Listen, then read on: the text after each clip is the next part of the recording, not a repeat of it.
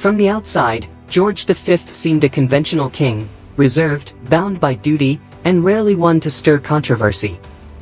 But beneath the formal image was a man who witnessed extraordinary transformations, quietly facing some of the most turbulent shifts in British history. His reign saw the twilight of empires, the beginning of the Great War, and a rapidly changing society he could barely recognize. He was a monarch balancing on a thin wire stretched over the chaos of the early 20th century. As revolutions ignited across Europe and new political ideologies challenged old powers, George found himself at the center of a storm. Known for his stiff manner and strict adherence to protocol, he carried an immense weight, one that few of his predecessors ever bore. But what was the true cost of this quiet resilience?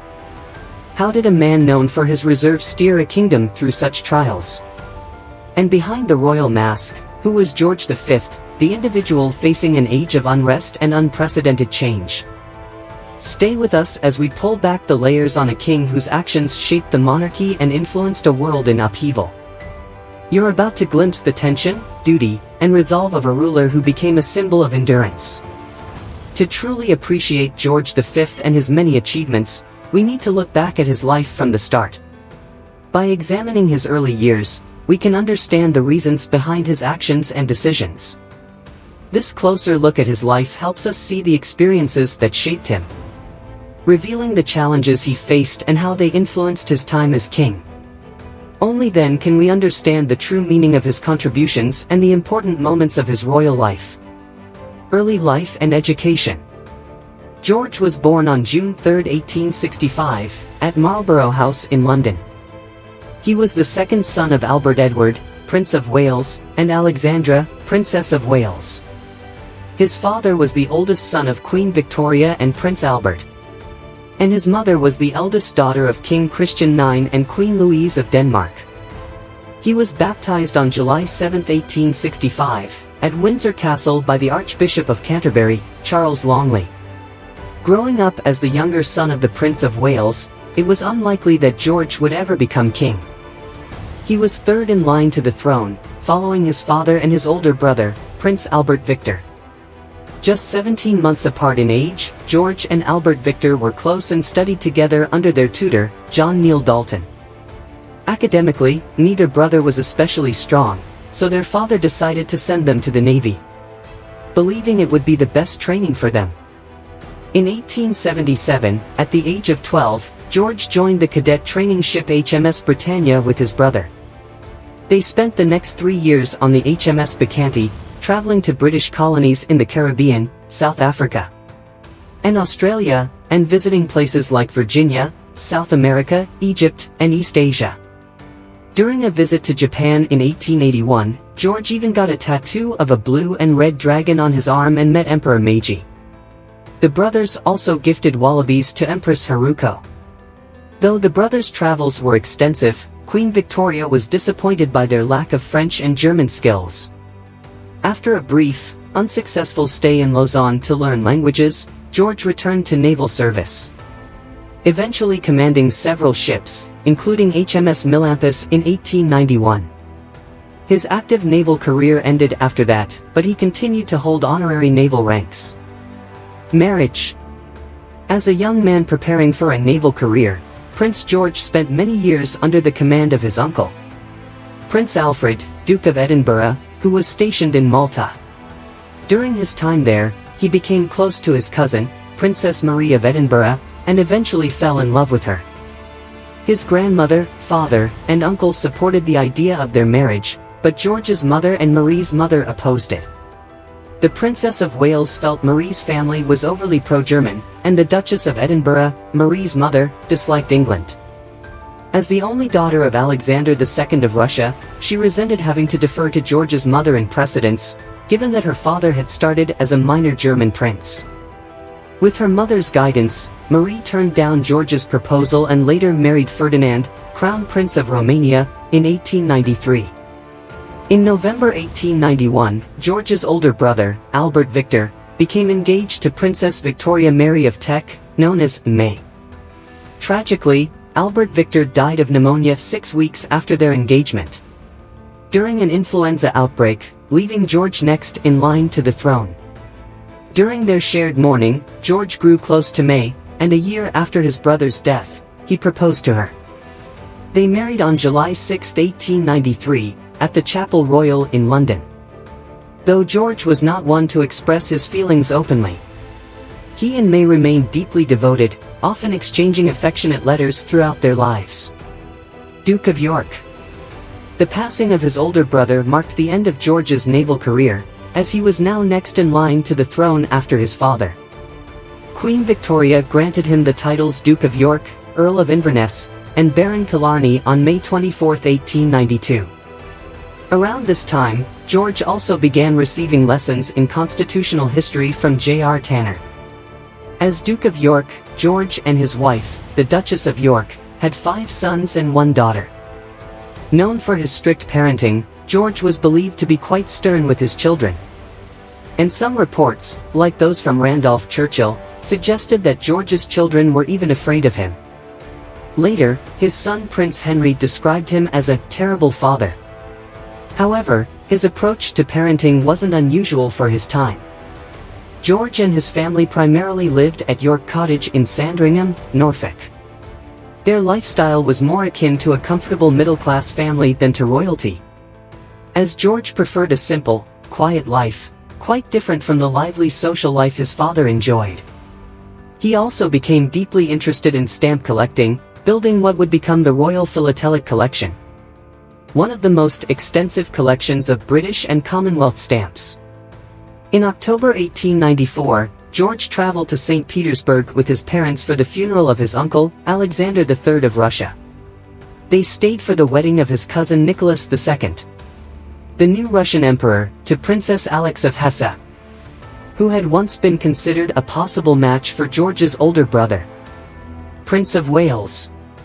As Duke of York, George handled a wide range of public duties. When Queen Victoria passed on January 22, 1901, George's father became King Edward VII, and George gained the title of Duke of Cornwall. For most of that year, he was known as the Duke of Cornwall and York.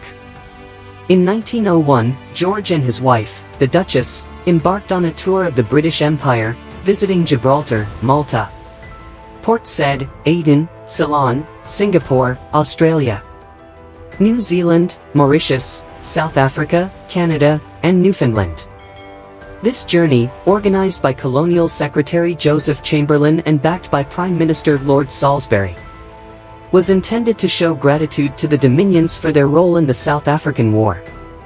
George awarded thousands of specially designed South African war medals to colonial troops. In South Africa, they met civic leaders, African leaders, and Boer prisoners. While some residents welcomed them with decorations, fireworks, and gifts, others felt differently. Many Cape Afrikaners resented the lavish display during a time of recovery from war. And some English-language press members criticized the high cost as families faced hardship. In Australia, George inaugurated the first session of the new Australian Parliament, marking the beginning of the Commonwealth of Australia. In New Zealand, he highlighted the bravery, loyalty, and dedication of New Zealanders. And the tour allowed the country to show its progress, particularly in communication and industry. The intent was to highlight New Zealand's appeal to potential tourists and immigrants while avoiding social issues by focusing the British press on the country's development. Back in Britain, George gave a speech at Guildhall, London, where he cautioned that the old country needed to strengthen its colonial trade in response to growing competition. On November 9, 1901, George received the titles Prince of Wales and Earl of Chester. King Edward wanted to prepare George well for his future role, giving him full access to state documents, a privilege Queen Victoria had denied Edward. George, in turn, shared his papers with his wife, valuing her advice and often seeking her help with speeches. As Prince of Wales, he supported naval reforms that standardized training for cadets, introduced by Sir John Fisher, allowing young cadets to receive the same education regardless of their background or future roles. From late 1905 to early 1906, George and his wife, May, toured British India. where he was troubled by racial discrimination and advocated for more Indian involvement in governance. Shortly after, they traveled to Spain for the wedding of King Alfonso XIII and George's cousin, Victoria Eugenia Battenberg. A bomb thrown by an anarchist during the event killed the coach driver and several bystanders, but the bride and groom narrowly escaped. A week after returning to Britain, George and May headed to Norway for the coronation of King Haakon VII, George's cousin and brother-in-law, and Queen Maud, George's sister. Reign. On May 6, 1910, King Edward VII passed away, and George became the new king. In his diary, George wrote about his loss. "I have lost my best friend and the best of fathers. We never had a single harsh word between us. I am heartbroken and filled with grief, but I trust that God will help me in my duties. And my dear May will be my support, as she always has been. May God give me the strength and guidance for the heavy responsibilities now on my shoulders." George disliked his wife's habit of signing official documents as Victoria Mary and insisted she use just one of those names. Both of them felt she should not be called Queen Victoria, so she became Queen Mary. Later that year, a radical writer named Edward Milius spread a false story claiming George had secretly married someone in Malta in his youth, making his marriage to Queen Mary invalid. This rumor had first appeared in 1893, but George had dismissed it as a joke. To put an end to the gossip, Milius was arrested, tried for criminal libel, found guilty, and sentenced to a year in prison.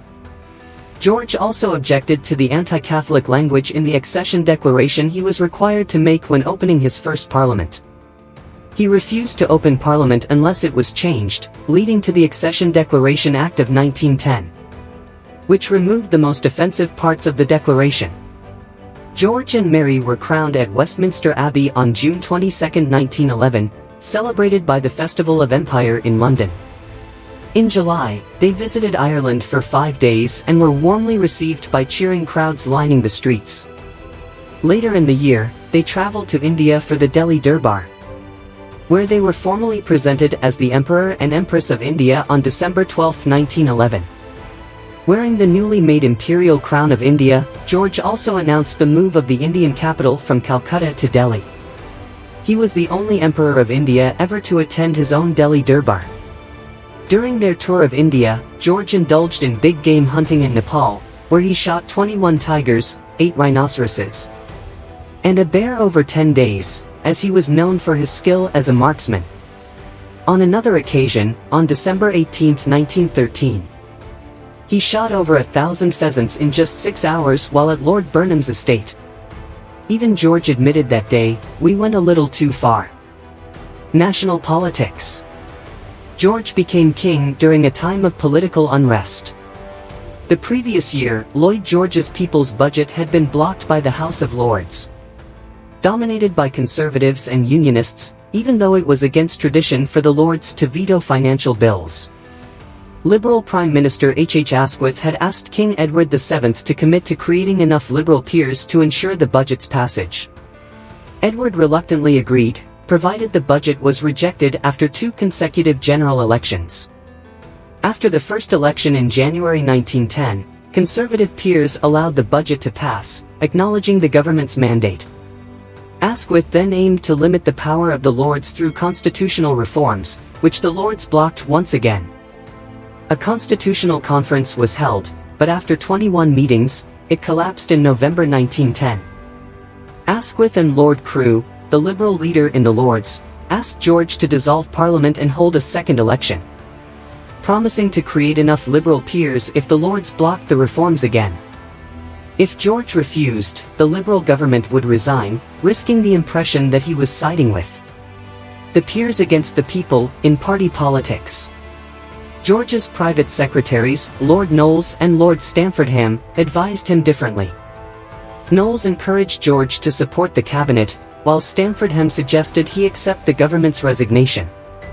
George reluctantly agreed to both the dissolution and the creation of new peers, feeling that his ministers had pressured him due to his inexperience. After the December 1910 election, the Lords allowed the bill to pass, fearing the creation of new Liberal peers. The 1911 Parliament Act that followed largely removed the Lords' ability to veto bills.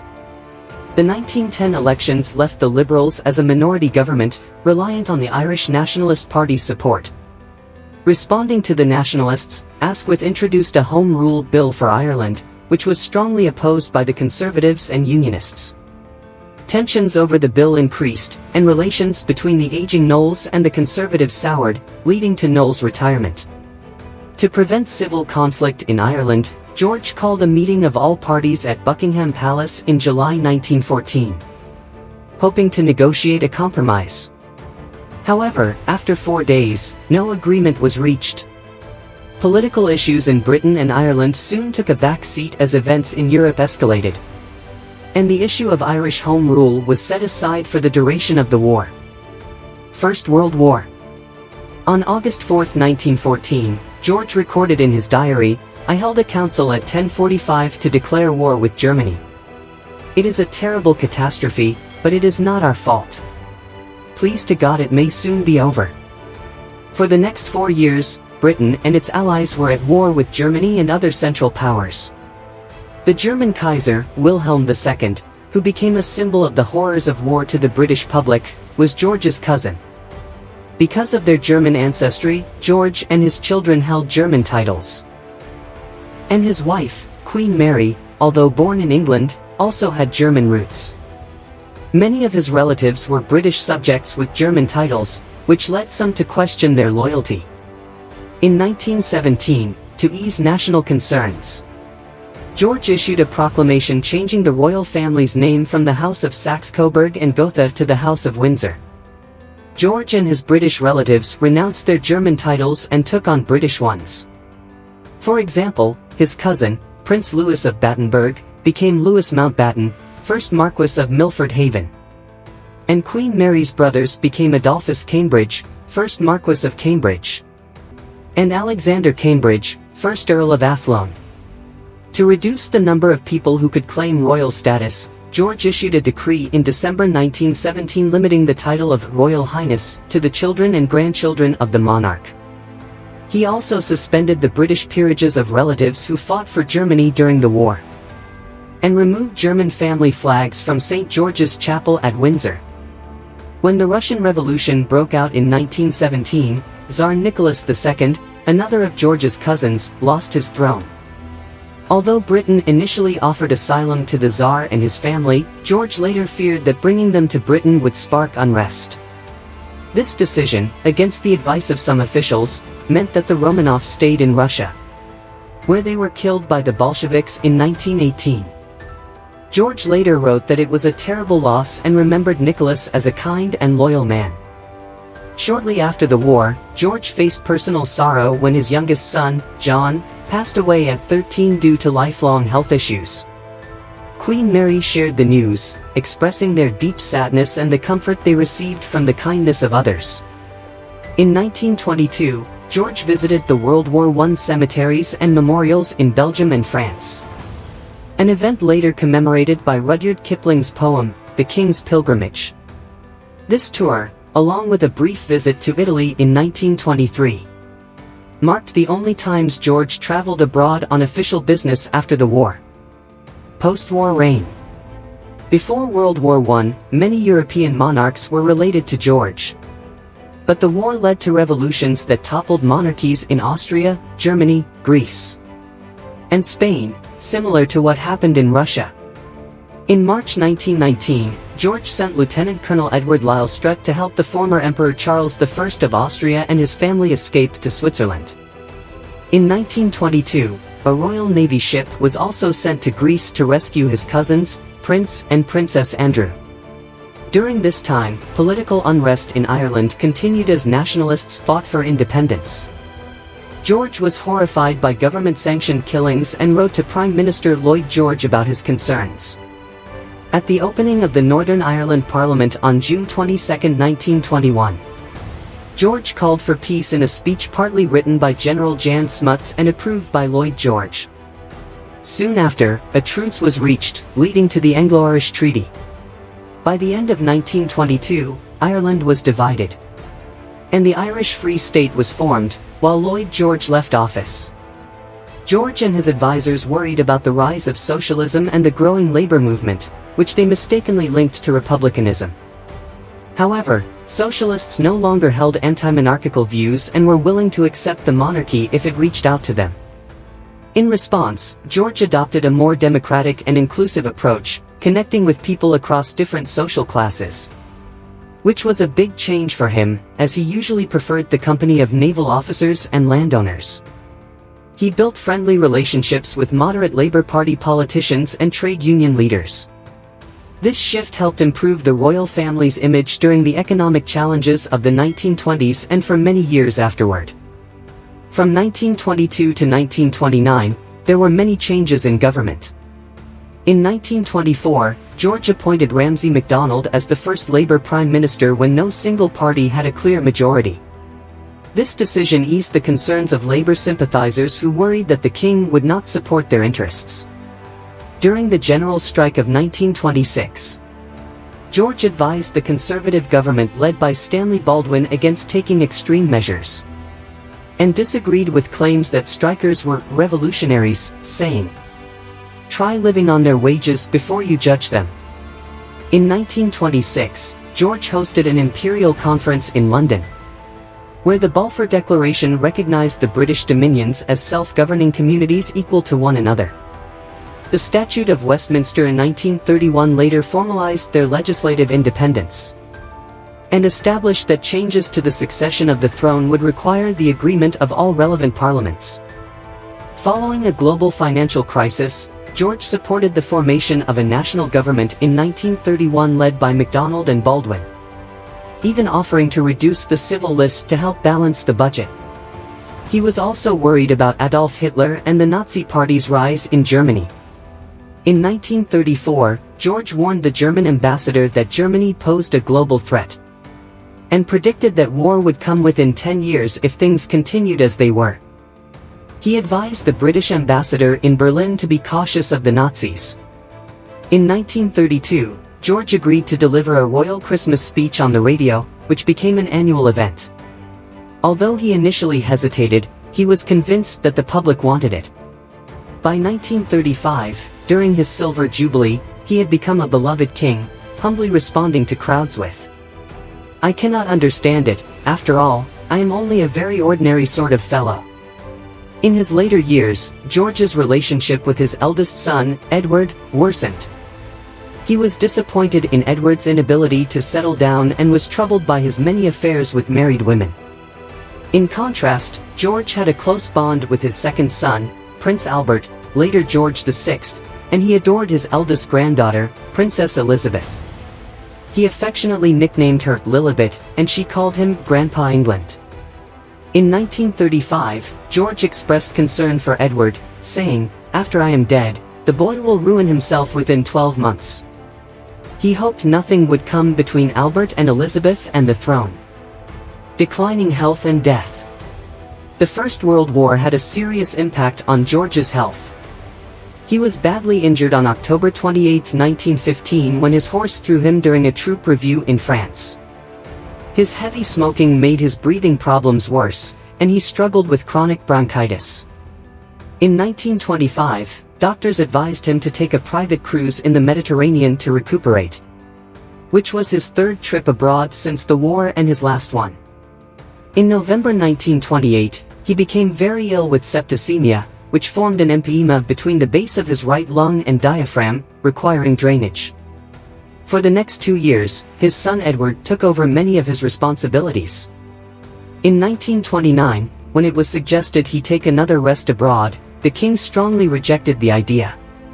Instead, he chose to retire for 3 months to Craighwile House, Aldwick, a seaside resort in Bognor, Sussex. After this, the town added the suffix Regus, meaning of the king.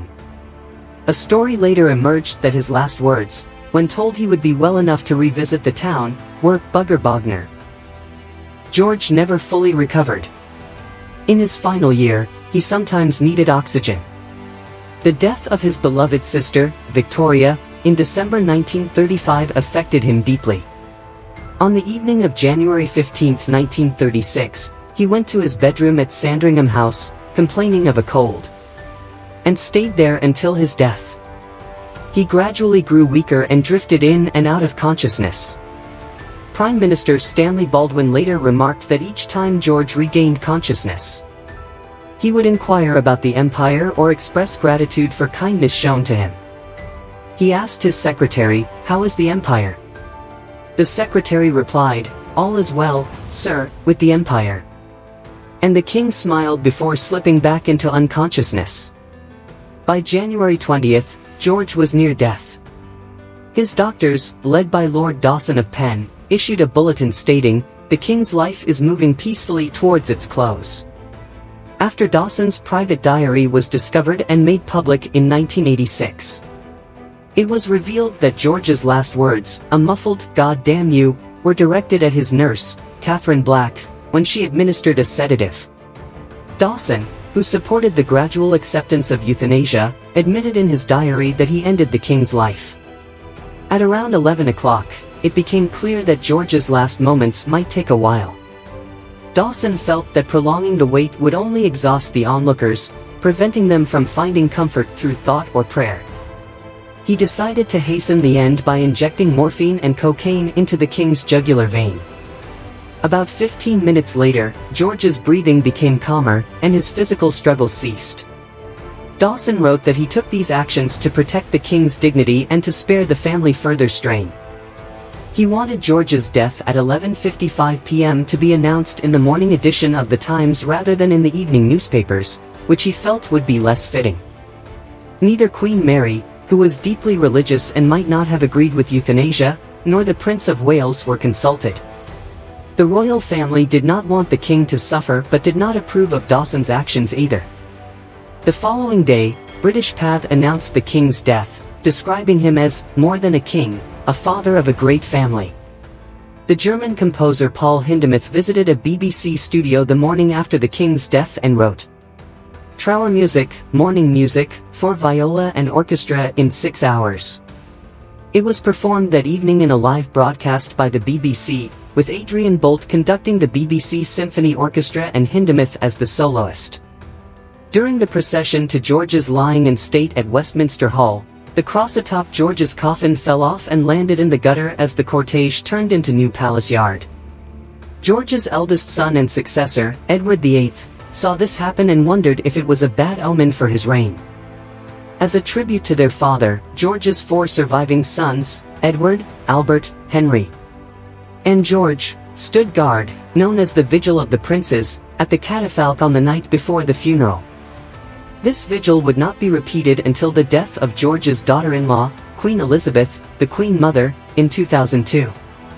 George V was laid to rest at St. George's Chapel, Windsor Castle, on January 28, 1936. Edward abdicated before the end of the year, leaving Albert to take the throne as George VI. Legacy. George V was not a fan of sitting for portraits and had a strong dislike for modern art. He was so unhappy with one portrait by Charles Sims that he ordered it to be burned. However, he admired the work of sculptor Bertram McKennell, who created statues of him for Madras and Delhi, as well as William Reed Dick, whose statue of George V stands outside Westminster Abbey in London. Although George and his wife occasionally toured the British Empire, he preferred to stay at home, indulging in his hobbies of stamp collecting and game shooting. Many later biographers viewed his life as dull due to its conventional nature. He was not known for his intellect. After one evening at the opera, he remarked, "Went to Covent Garden and saw Fidelio, and it was damned dull." However, he was deeply devoted to Britain and its empire, stating, "It has always been my dream to identify myself with the great idea of empire." He appeared to work hard and was widely admired by the people of Britain and the Empire, as well as by the establishment. Historian David Carnadine described King George V and Queen Mary as an inseparably devoted couple who upheld character and family values. George set a standard of behavior for British royalty that reflected the values of the upper middle class rather than the upper class's lifestyle or vices. He skillfully handled a series of crises, including issues in Ireland, the First World War, and the first socialist minority government in Britain, all while staying within his constitutional limits. By nature, he was a traditionalist and did not fully appreciate or approve of the revolutionary changes happening in British society. Nevertheless, he often used his influence to promote neutrality and moderation, seeing his role as more of a mediator than a final decision-maker. Titles, honors, and arms. As the Duke of York, George's coat of arms featured the royal arms with an escutcheon representing the arms of Saxony. This design was marked with a label of 3 silver points, with the center point displaying a blue anchor. When he became the Prince of Wales, the anchor was removed from his coat of arms. As king, he used the royal arms, and in 1917, he issued a warrant to remove the Saxony escutcheon from the arms of all male line descendants of the prince consort living in the United Kingdom, although the royal arms themselves never included this shield. Coat of arms. As Duke of York. As Prince of Wales. As King of the United Kingdom, excluding Scotland. As King in Scotland. Issue. Here are George V's children. Name, birth, death, marriage, their children. Edward VIII, later Duke of Windsor, June 23, 1894 – May 28, 1972, aged 77, June 3, 1937 Wallace Simpson, none. George VI, December 14, 1895 – February 6, 1952, aged 56, April 26, 1923 Lady Elizabeth Bowes-Lyon, Elizabeth II, Princess Margaret, Countess of Snowdon. Mary, Princess Royal, April 25, 1897 – March 28, 1965, aged 67, February 28, 1922 Henry Lascelles, 6th Earl of Harewood, George Lascelles, 7th Earl of Harewood, the Honourable Gerald Lascelles. Prince Henry, Duke of Gloucester, March 31, 1900 – June 10, 1974, aged 74, November 6, 1935 Lady Alice Montagu Douglas Scott, Prince William of Gloucester, Prince Richard, Duke of Gloucester. Prince George, Duke of Kent, December 20, 1902 – August 25, 1942, aged 39, November 29, 1934 Princess Marina of Greece and Denmark, Prince Edward, Duke of Kent, Princess Alexandra, the Honourable Lady Ogilvy, Prince Michael of Kent. Prince John, July 12, 1905 – January 18, 1919, aged 13, none. Thank you for staying with us through this journey into history. If you found this video insightful, don't forget to like, share, and subscribe to the channel. Your support helps us bring more content like this to life. Let us know your thoughts in the comments below. And feel free to suggest any topics you'd like us to cover in future videos. With that said, thanks for watching, and until next time.